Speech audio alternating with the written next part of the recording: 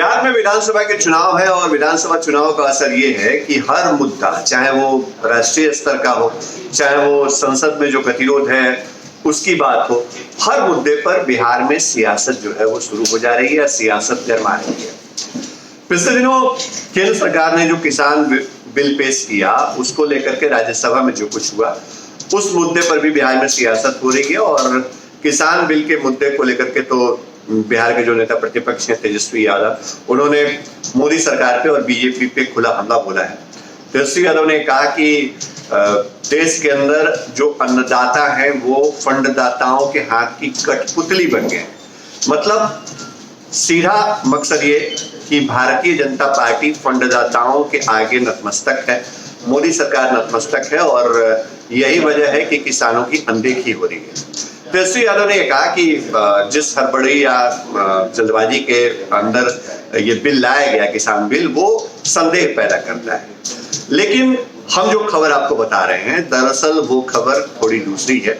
और खबर ये है कि महागठबंधन में किसान बिल के मुद्दे पर अलग अलग राय या अलग अलग सुर देखने को। महागठबंधन में शामिल राष्ट्रीय लोक समता पार्टी यानी उपेंद्र कुशवाहा की रालोसपा ने किसान बिल का समर्थन किया है। रालोसपा के नेता और उपेंद्र कुशवाहा के करीबी माधवानंद जो हैं वो खुल करके किसान बिल के समर्थन में आए हैं। उन्होंने कहा है कि पार्टी किसान बिल का समर्थन करती है और पार्टी को यह लगता है कि इस बिल के आने के बाद किसानों की स्थिति में सुधार होगा। तेजस्वी यादव राष्ट्रीय जनता दल और कांग्रेस के साथ बिहार में चुनाव लड़ने जा रही राष्ट्रीय लोक समता पार्टी ने किसान बिल का समर्थन किन हालातों में किया है वो हम आपको बता रहे हैं। दरअसल राष्ट्रीय लोक समता पार्टी को ऐसा लगता है कि बिहार में उसको जो उसका अलायंस है, गठबंधन है, इसमें उसको बहुत तरजीह या तवज्जो नहीं मिल रही है।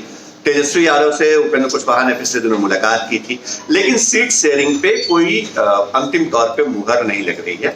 और ऐसी स्थिति में राष्ट्रीय लोक समता पार्टी की रणनीति में बीजेपी के खिलाफ बयानबाजी न करने या मोदी सरकार को नाराज न करने को एजेंडे के तौर पे सबसे ऊपर रखा गया है। ऐसा हम इसलिए कह रहे हैं क्योंकि राष्ट्रीय लोक समता पार्टी के प्रवक्ताओं ने, नेताओं ने पिछले एक महीने से बीजेपी के खिलाफ कोई बयान नहीं दिया है।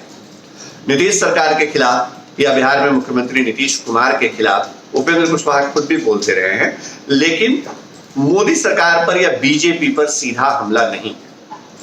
अब ये रणनीतिक बदलाव क्यों किया गया है इसको समझने की कोशिश इस तरह से करिए कि उपेंद्र कुशवाहा को ऐसा लगता है या उनको ये संभावना दिखती है कि एनडीए के अंदर जिस तरह से चिराग पासवान ने एक मोर्चा खोल रखा है, अगर उस मोर्चे का बहुत ज्यादा रिफ्लेक्शन होता है, असर दिखता है, तो वह उन परिस्थितियों में बीजेपी और जेडीयू के रिश्ते बिगड़ सकते हैं। और अगर ये रिश्ते बिगड़ते हैं तो उनके लिए एक स्थिति अच्छी हो सकती है बीजेपी के करीब जाने की।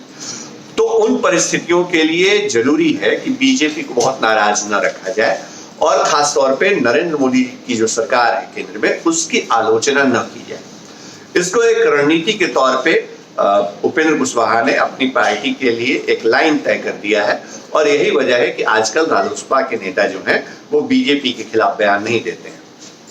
किसान बिल के समर्थन का जो मसला है वो भी कहीं ना कहीं विधानसभा चुनाव से जुड़ा हुआ मसला है और इसी लिहाज से जो एडजस्टमेंट का खेल है या जो अलायंस का अपना सियासी जो रोल है उसके लिहाज से उपेंद्र कुशवाहा ने ये स्टैंड लिया है, ऐसा सियासी जानकार मानते हैं। लेकिन हकीकत ये है कि जिस कांग्रेस और जिस राष्ट्रीय जनता दल के साथ उपेंद्र कुशवाहा बिहार में चुनाव लड़ने जा रहे हैं फिलहाल, वो अलायंस एक तरफ विरोध कर रहा है। मतलब जो बड़े पार्टनर्स हैं कांग्रेस और राष्ट्रीय जनता दल जैसे, वो किसान बिल का विरोध कर रहे हैं और उपेंद्र कुशवाहा समर्थन कर रहे हैं। अब ये उपेंद्र कुशवाहा की रणनीति का हिस्सा है या उपेंद्र कुशवाहा ने वाकई किसान बिल में खूबियों को देखा है, ये सब कुछ वक्त बताएगा क्योंकि विधानसभा चुनाव का बिगुल बजने से पहले अभी सियासत कई करवट लेगी।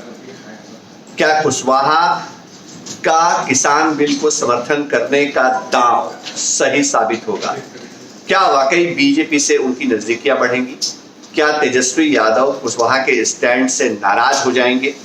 ऐसे तमाम सवाल हैं जिनका जवाब अभी सामने आना बाकी है, लेकिन हम आपके लिए हर अपडेट लाते रहेंगे क्योंकि हम फर्स्ट बिहार हैं। हमारे चैनल को लाइक करिए, सब्सक्राइब करिए और फॉलो करिए। साथ ही साथ www.firstbihar.com को जरूर विजिट करिए। फिलहाल इस खबर में हमको इजाजत दीजिए। नमस्कार।